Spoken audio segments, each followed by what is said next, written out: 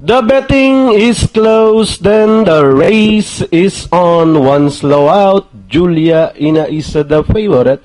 Blush of Rose takes up the running in second. Lucky Joe Lucky, May Suerte Ako to take second by the rail to infinity and beyond Tobruk, then followed by Blue Jazz and Umbrella Girl.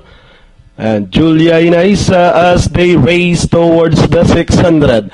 Oh, with Blush of Rose leading the field. May Suerte Ako about to throw the challenge from the outside. Racing in third to infinity and beyond.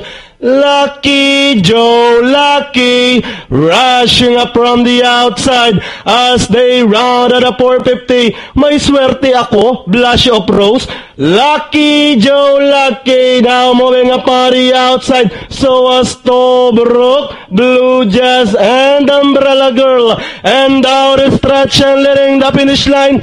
Lucky Joe Lucky takes up the running.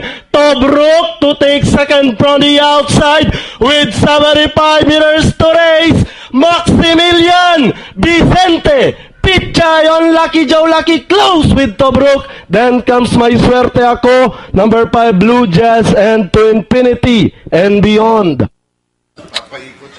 Okay, meron tayong close for first between 3 horses.